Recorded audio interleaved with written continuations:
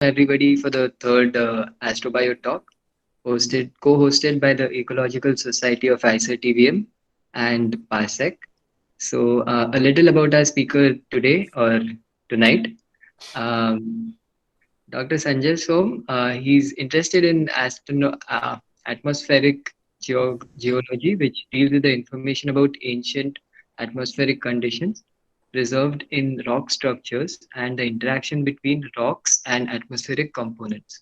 So his group also works on the connection between fields of geology, geochemistry, and microbiology in serpentine rock systems using lab, field, and theoretical methods. He's also interested in studying topographic evolution of Mars. He did his PhD work in planetary sciences from the University of Washington, and he's currently working with NASA's Ames Research Center and is also a part of Blue Marble Space, an organization working to answer questions related to the origin of life, climate change, solar system, and remote space exploration, and global catastrophic risk.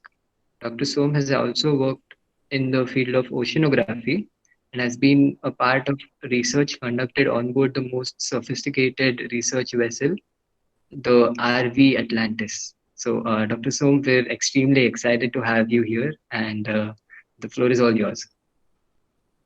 Thank you very much, and thank you, Aishwarya and Parsec, for inviting me to speak. It's always a pleasure to speak with students. In fact, it's a perfect way for me to start the day. It's going to be a very exciting day today. In 3.5 hours, we have the Perseverance rover that will hopefully survive its 7 minutes of terror and successfully land in an environment where a former lake used to be and where the machine hopes to find evidence of former life. The delta in which Perseverance will be studying is actually a good setting that we know from Earth. It is able to preserve biosignatures. But before I begin, let me see if I can actually share my slides here. So first step is to share my screen. Let's see. Let me know if you can see this. Yeah, we can see it. You can? Okay, wonderful. Great. So my presentation today is called Earth as an Exoplanet. And I'll spend probably the first 20-25 minutes speaking about that. And then because you're all students, I thought I'd share some experiences that I've had throughout my own student career that may or hopefully be helpful to you as you navigate your own careers in science. I like to start presentations with this picture, which I find one of the most amazing pictures that has ever been taken. It was taken in 2004 by the Cassini spacecraft, which was orbiting Saturn at the time. And it turned its camera to take a picture of our own planet, of Earth. And so the bright dot that you see under the rings is not a star, but it's our own planet. It's Earth. And looking at this picture long enough, you get incredibly frustrated at the behavior of humans. From my perspective, at least, it seems for the past 10 years, we've made negative progress in our ability to see our diversity as humans as a source of beauty, but rather we use it as a source or as an excuse for conflict, which is incredibly tragic. I wish more people would spend time and think and find pictures of Earth from space. Think about what it means to be human on such a fragile world, hanging in the void of a much, much bigger universe. Humanity has been on our planet for about 2 million years, but it's only in the past few decades that we've really learned how to work together. Despite all the nonsense that you see in the news about the US and Russian political relationships, in fact, in space, when cooperation is put forward, when you put aside differences in beliefs, but bring together the common belief of science and engineering, and realize that different perspectives brought towards a problem help towards finding a solution, amazing things happen. You have here the International Space Station, which is a beautiful example of human cooperation between two nations that on the surface seem at odds, But deep down, when they want to work together, they can, right? Put aside all those differences about different cultures. They are a source of growth and allow humans to solve very complex problems. There are amazing insights that come from studying the Earth from space. You're probably familiar with this quote from Bill Anders on Apollo 8, who said, "We came all this way to explore the moon, and yet the most important thing is that we discovered the Earth." Now, this picture is actually not from the Apollo 8 mission, but from the Apollo 17 mission when they were coming back from the moon. It's an incredibly motivating picture, for me at least. You can say so much about this picture. You can talk about the thinness of the atmosphere. You can talk about the dominance of the ocean. You can talk about cloud dynamics.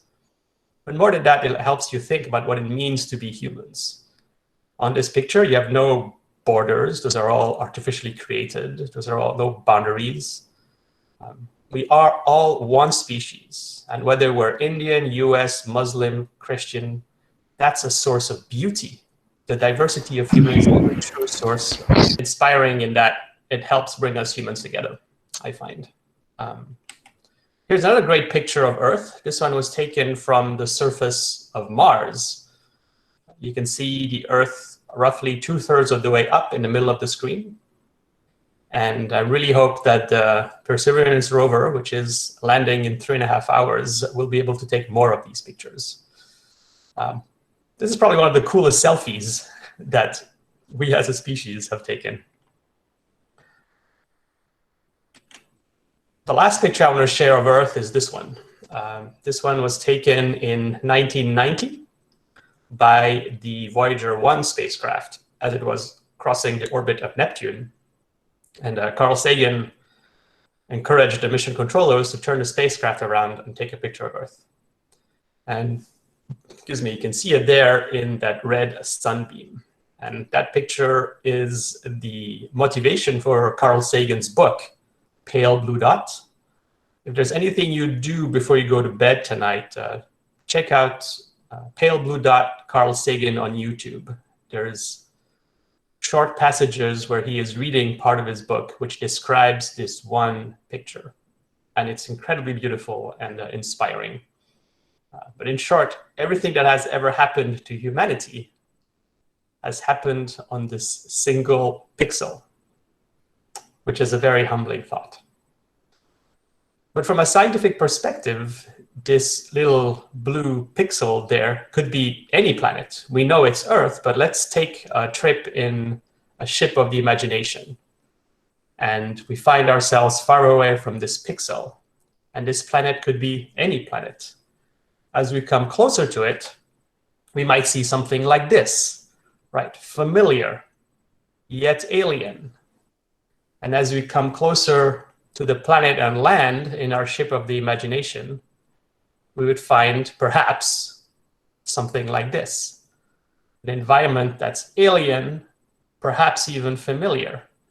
But what's going to be different is that whatever biology we find on these other worlds, if they're out there, is that it would have adapted to its own planet and to its own star, very much like life on Earth has done. Simple examples is we sleep at nighttime. Our circadian sleep cycle is dictated by the spin of our own planet. The colors we see with our eyes are because our eyes have evolved, before humans were even a thing, to be sensitive to the peak intensity of the wavelength that the sun is emitting. Right? We are a product of our planet, and we are a product of our star. Now, what's amazing in this era that we live in is that we no longer have to take a ship of the imagination to think about life and planets beyond Earth. I'm sure you're all familiar with the Kepler Space Telescope, which was launched in 2004 and has revolutionized our understanding of exoplanets. The first exoplanet was discovered in 1995. by Swiss astronomers. And since then, it's been like winning at the lottery every year, right? Planets are being discovered and discovered and discovered.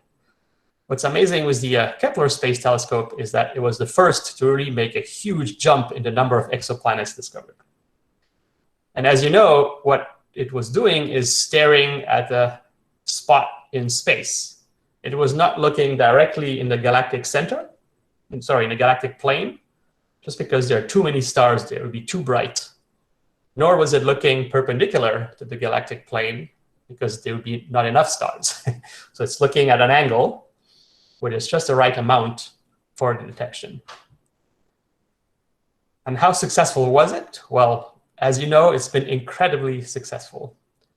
It was using this method called the transit method, staring at 100,000 stars at the same time and just looking for dips in brightness as planets come across the star.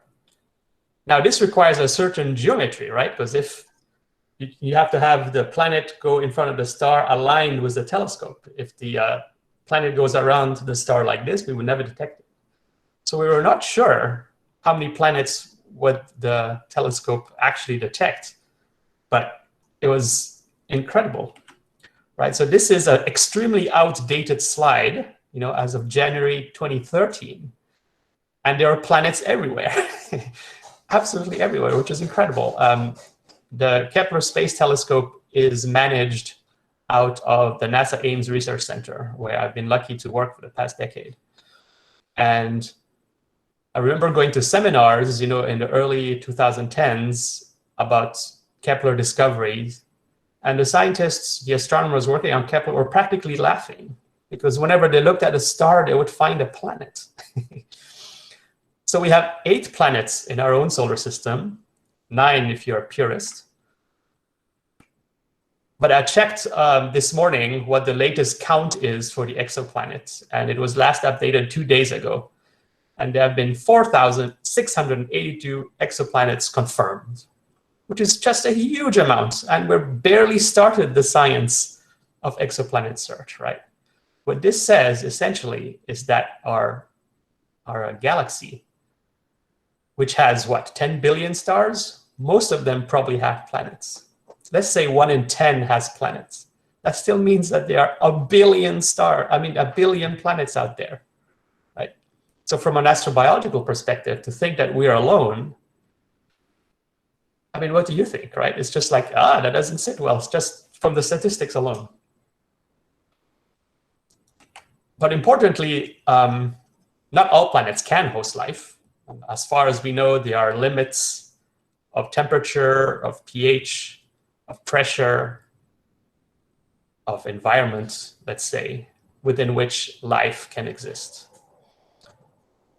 So we will be focusing our search on habitable worlds. And what does habitable mean? It means that a planet is at a distance, not too far, not too close from the star, such that if water is on the surface, that water would be liquid.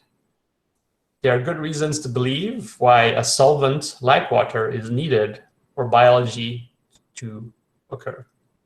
It's just a place where interesting chemistry can happen. The closest exoplanet to Earth is Proxima B, which is orbiting the closest star to Earth, Proxima Centauri. So it's an exoplanet within the habitable zone of the M dwarf, 4.2 light years away. And in this picture, it's pretty cool because you can see the Alpha Centauri binary system in the middle there. If humans figure out how to move across space without chemical rockets in a way that allows much faster travel, this is probably the first exoplanet that our descendants will set foot on, which is quite inspiring. The current understanding is that it's probably unlikely to host life because it's quite a harsh environment, but never say never. Biology surprises us even today on our own planet.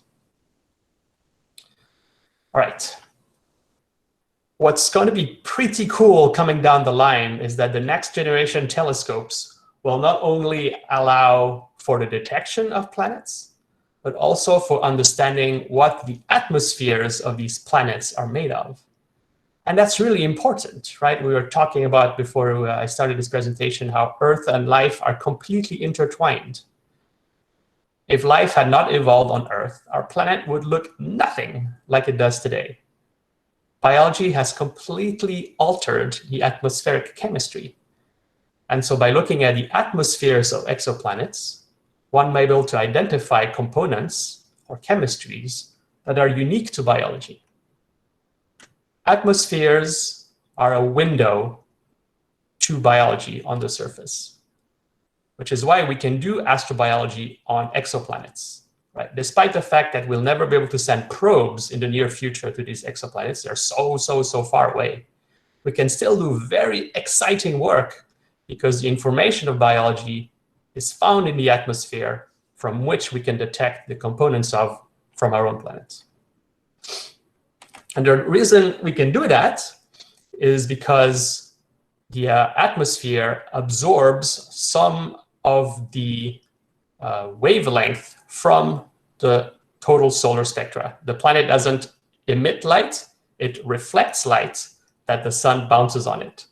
So if you have a telescope that's fine-tuned enough and the planet goes, imagine my coffee cup is the star and the planet is seen coming to the side, if you can just zoom on the planet and kick away the light from the star, you would be able to see the light from the star coming off the planet, but the atmosphere will have absorbed certain wavelength.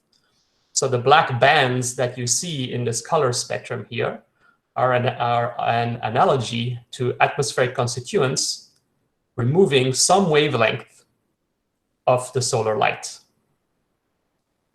This is a barcode of what is in the atmosphere of the exoplanet under study. Different chemical species absorb a different wavelength. So if you can get this barcode, you'll be able to assess what is the chemical constituents of an atmosphere of a planet that is light years away. So that's perhaps one of the first insights I want you to take away from this presentation, is that the color of light from another world can hold the fingerprint of life. Now, the problem is we only know of one planet that is alive, right? And that is the modern Earth. If your database of known habitable, or rather known inhabited atmospheres equals 1, then your database, it's pretty bad. So what can we do about this? How can we increase our database of known habitable planets? And the answer comes from geology. And the reason is that rocks are the history book of our planet. So in the traditional sense, geology allows us to understand the environments of Earth at different parts of Earth history. Earth has been alive for essentially in its entire existence, over 4 billion years. And yet it has changed dramatically over this time period. So from an astrobiological lens, looking at Earth through time is essentially capturing a snapshot of a planet different than modern Earth that can host life, right? So that's the motivation behind my work as a geologist, is that yes, I'm seeking to answer questions about Earth's deep time, but more fundamentally, I'm capturing an environment that was able to host life that is different than modern Earth, right? So let's take a trip through time, let's say 3 billion years ago. It's often hard to appreciate what 3 billion years ago means. So let's try a simple exercise here. Imagine that the left side of your screen is the formation of Earth, moon forming impact, right? 4.5, 4.6 billion years ago. And the right side of your screen is today. All right, so the left side of your screen, Earth 4.5 billion years ago. Right side of your screen is Earth today. So have you take this mental exercise, right? Think about the left side of your screen, 4.5 billion years ago, right side of your screen, Earth today, right? Now divide that screen in half. So right in the middle of your screen is about 2.5 billion years ago, right? That's when oxygen started to accumulate in the atmosphere. Divide the right half again, 1.1 billion years ago. Divide the right quarter again in two, 650 million years ago, right? That's the Cambrian explosion. This is roughly when animals started to be visible to human eyes. Now divide that portion again on your screen in half, 200 and let's say 300 million years ago. That's roughly when the dinosaurs started evolving on our planet. Divide that in half even more, 120 million years ago. Divide that in half even more, right? 65 million years ago. That's when the dinosaurs died. And you're pretty much at the very right edge of your screen by now. And that is 65 million years ago. So when I talk about Earth 3 billion years ago, we're back in the left side of the screen. This is incredibly far back in the past, right? So this is what we kind of an imagination of Earth would have been 3 billion years ago. And it looks like nothing you're familiar with. The sky was probably not blue. The moon was substantially closer, which means the tides were stronger. The planet was spinning faster. Days were less than 24 hours. There was no grass, no animals, no trees. The world was completely unrecognizable. You could see volcanic eruptions in the distance, but there would be much flatter cones because the lava was more fluid compared to today. But yet the planet was very much alive. You could see evidence of that through the picture here, which has those stromatolites. Stromatolites are microbial mounds that still exist on Earth today in places like Shark Bay in Australia. But that world, different than it is today, is also a world that hosted life, for example, through those stromatolites and through the bacteria in the hot spring there. For all intents and purpose, early Earth was an exoplanet, right? Even the star was different, right? The star was less bright than it is today. Our own star is slowly becoming brighter over time, right? It was much more active in the extreme UVs. It was early Earth is an exoplanet. Even the atmosphere, as I mentioned, was probably not blue, but the composition would be different. If you stood on the Earth, if you took a time machine to the Earth 3 billion years ago and opened the door, you would die because there was no oxygen, right? And even air pressure, for that matter, was different. Right now, we have 1 bar's worth of air pressure. There's no reason why that value of 1 bar had to be the same over Earth history, right? And that's where my work in geology has led me to, is try to understand what the air pressure was on Earth, 3 billion years ago. So I used 2 methods to investigate that. The first was a very cute animal here, but the actually interesting part is the rock on which this meerkat sits on. This picture is from South Africa, and the meerkat you can see is sitting on this slab, which is pockmarked with dots.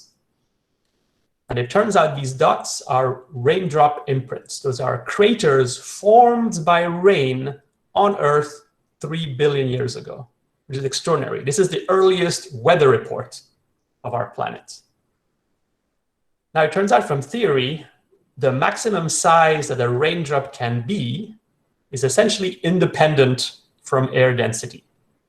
If the difference in density between air and water remains large. Imagine a planet with a very thick atmosphere. The drops would fall slower, right? There would be more drag. And so the craters formed by rain would be smaller than if the air was thin. Less drag, the drops would fall faster, and the craters would be thus larger. So the size of the crater can help you constrain what the air density was. Unfortunately, we don't know what the actual raindrop size was that caused these imprints. But what we know, theoretically, what the largest could have been. So this method allows you to put an upper bound on what the air density of Earth was. Another method that helps you constrain what the actual pressure was is this. And what you might see here is a pile of rocks, and you would be correct. And that's the beauty of geology, I find, is because you learn how to read the landscape. This pile of rocks is actually lava flows that flowed on our planet 3 billion years ago. Like if you grab a glass of champagne, you look at the bubbles, at the bottom they're small, and as they go up the champagne glass, they get bigger. Right? And that's the same thing that happens in lava flows. Now the pressure acting on the bubbles at the bottom is the air pressure plus the weight of the lava. The pressure acting on the bubbles at the very top is just air pressure. So if you know the size of the bubbles at the top and the bottom, as well as the thickness of the lava flow, you can back calculate what the air pressure was. And so we did it as well. Here's a close-up of what those bubbles look like. How do we measure those bubbles? Where we had to take samples of the rock and put them in essentially a CAT scan machine, much higher power than what you would put a human in, obviously, to be able to image the bubbles. But the answer we got from there was that the air pressure was half of what it is today. So the Earth that we see today is just a snapshot of its evolutionary journey through time. And capturing Earth through time captures a world that is different than modern Earth, that was very much alive. And that's why Earth as an exoplanet is a very interesting model to think of for astrobiology, because the most understandable exoplanet is actually our own through time. So with that, I'm going to end the science part of this presentation. And perhaps we can talk a little bit for like 5-10 minutes if you have any science questions, or I can move on to kind of the next part of this presentation, which is perhaps some insights on navigating a career in science. I figured since you're all students, you might appreciate some insights that I've gained personally over the years that have helped me navigate a career in science. All right, so the first one is, of course, have dreams. And by dreams, I want to differentiate themselves from goals. Goals are important because it marks your iterative success, right? They're reachable.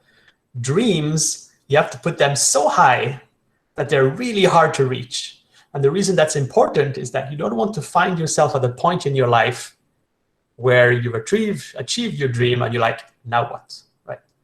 People tell you that life is short. Life is in fact quite long, right? So set yourself a dream that's out there, because that will help you stay motivated for your entire career.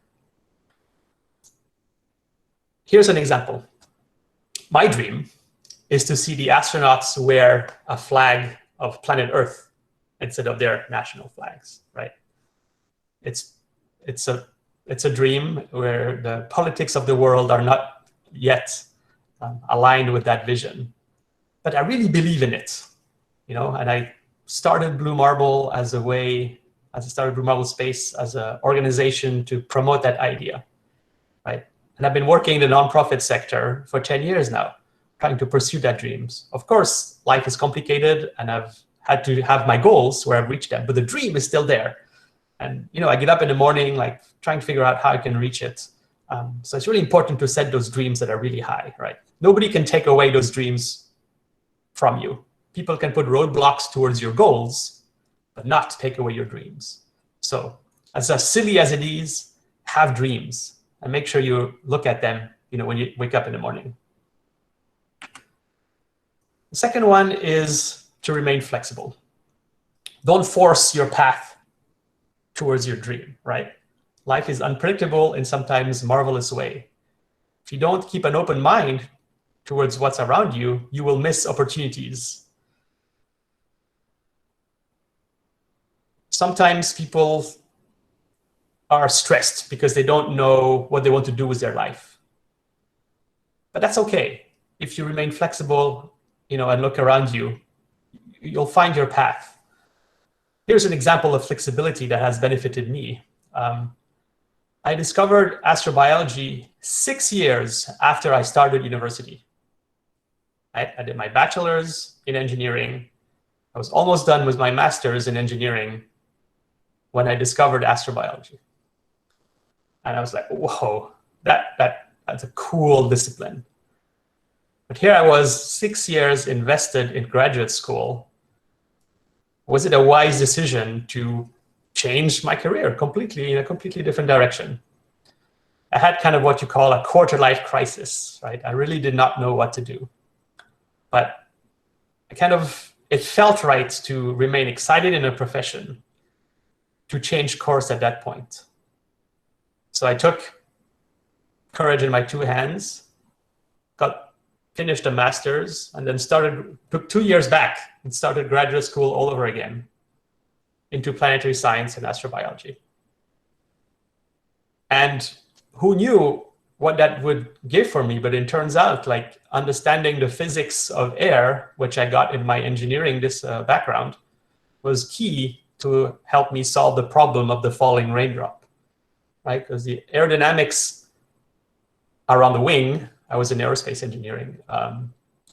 The physics is the same when understanding a falling drop, right? So having this flexibility to not be afraid if you see yourself in one path, but, okay, my interests have changed over time, how do I retarget, is important to have, right? So your university degree, your university major does not define you as a scientist, right?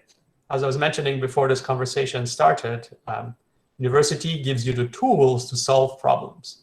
The knowledge comes with whatever problem you'll be asked to tackle. So again, your university major does not define who you are.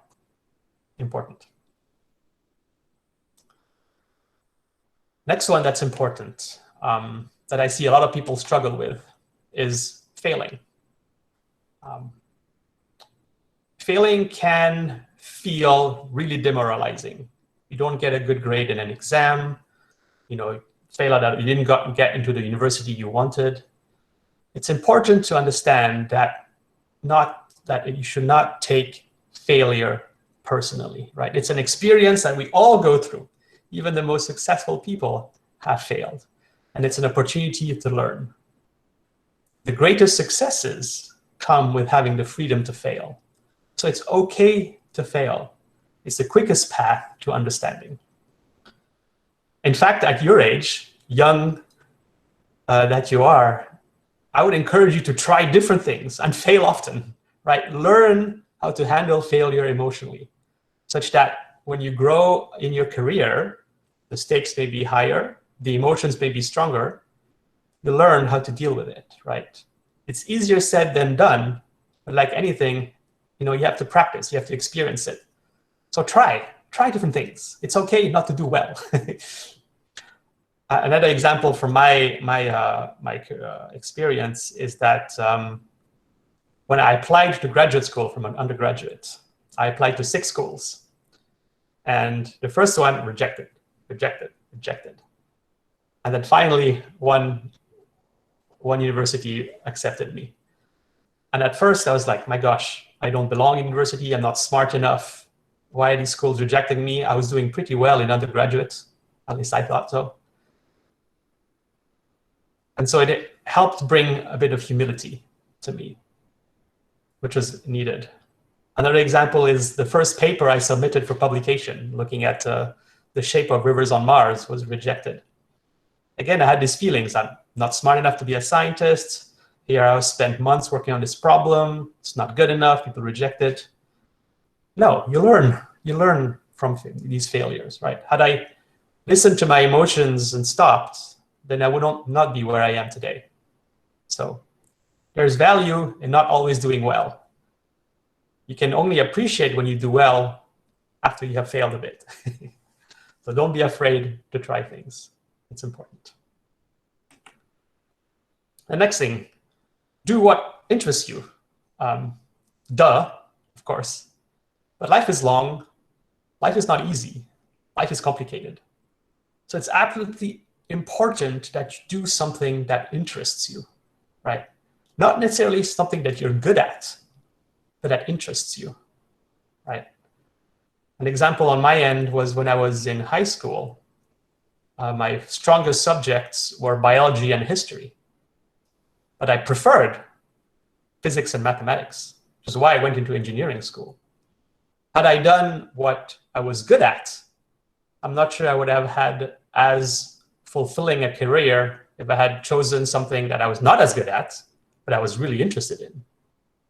Interests allows you to move forward when things get difficult, right? It adds motivation to what you do. It seems silly, do what interests you, but it's profound, right? Often we are led to believe that we should do something because we're good at it. That's not true. You have your own choice about what's interesting to you. Follow that. The next obvious one, perhaps, is surrounding yourself with good people, right? People come in all shapes and sizes, in all kinds of character. But life is hard enough as it is, right? So make sure you surround yourself with people that believe in you, that share your ideas, and that have a similar passion. The best progress in science is no longer done by individual scientists working on one problem, right? It's done by a group of people from a broad diversity of education, of perspectives, and specialization.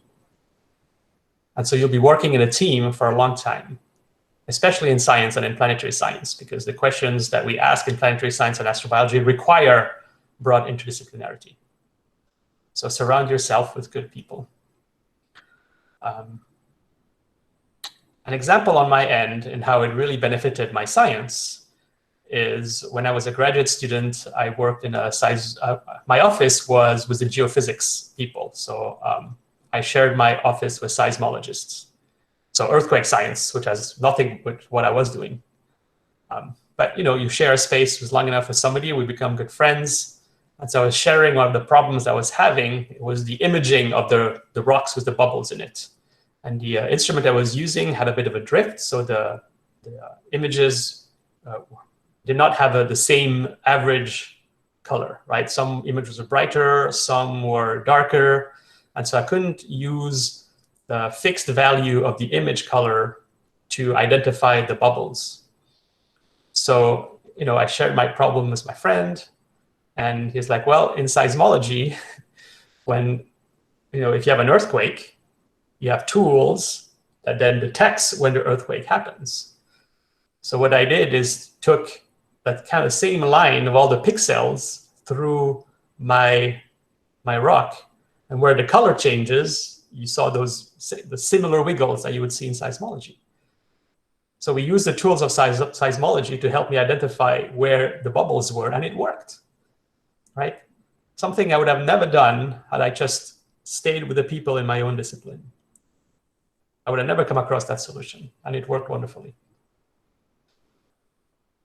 Another example is the good feelings you get when you work with good people that has changed my career path. When I was deciding what to do after I finished my Ph.D., during my postdoc, I had the opportunity to give a presentation to students, but to young students, 6 and 7 years old. And, I couldn't speak for 2 sentences before their hands went up, big eyes, great questions. And that brought me so much good feelings that I needed a career in which outreach was part of it. And so, when it comes to decide, do I want to be a university professor or what? No, I'm going to, I'd build Blue Marble Space to be an organization that promotes the Earth Patch. Well, let's add outreach to that. Let's create an institute of science where outreach, where the desire to talk to people is part of the philosophy of the organization, right? It's a big risk, but it makes for a much more fulfilling life for me so far. Another one is becoming a specialist in what you do while staying a generalist. People ask me, how do I become an astrobiologist? Well, an astrobiologist is either a chemist, a geologist, an astronomer, an oceanographer, whatever, right? What makes you an astrobiologist is not the science that you do, but it's the questions that you ask, right? And as you saw, in like the first half of my presentation was entirely based on astronomy. And that's what I use to motivate my work in Precambrian geology, for example. Because at the end of the day, who cares about early Earth air pressure? Independently, that seems, I mean, it's interesting as a problem, but what's the bigger meaning behind it, right? It's only while staying a generalist, being aware of the big picture of astronomy, about a search for life in the universe, that gives context to the problem you're solving, that makes it extra motivating, right? So become good at one thing, don't forget to stay generalist, right? By being a generalist is that you have to learn how to listen to other people, learn about different disciplines without putting yourself up on a pedestal, right? You're part of a broader team answering very profound questions. And the last one is practice communicating, right? Practice, practice, practice. I enjoy communicating. I can't say that I'm great at it, but I keep practicing, right? It's so valuable to be able to share your knowledge. In fact, in whatever profession you choose going towards, if you don't know how to share your knowledge, then whatever knowledge you have acquired is useless, right? And it's not easy to communicate knowledge, right? There's a difference between disseminating, which is a one-way direction of information flow, versus communicating, which is two ways. And communicating requires a very difficult thing for most humans, is to sit down, shut up, and listen, right? That is hard to do, especially when passions are involved. But you can train yourself to control the emotions, listen, and learn from other people's perspective, right? If you're able to communicate your ideas calmly, even when they're controversial, and if you're able to communicate them properly, that sets you up to become a good leader. So I'm going to give you the secret to leadership right here, right now. It's in fact 4 C's. Consistently communicate that you are competent, and one that's the least understood, and care, right? Consistently communicate that you're competent and care. If you're able to do that, you set yourself up to be a good leader. All right? So I'm a bit over time, I'm sorry, but hopefully this was insightful. And I will stop sharing, and I'm happy to stay on for a little bit and chat. And yeah. Thank you so much, sir, for the insightful talk. Everyone really enjoyed this talk. And I would like to thank the audience to be awake till this time. And I would also like to thank Anvesha and the Department of Physics to make this happen. Thank you so much, sir. You're most welcome. You have a wonderful night, and hopefully when you wake up tomorrow morning, there's going to be a new rover on Mars. Take care now. Bye-bye.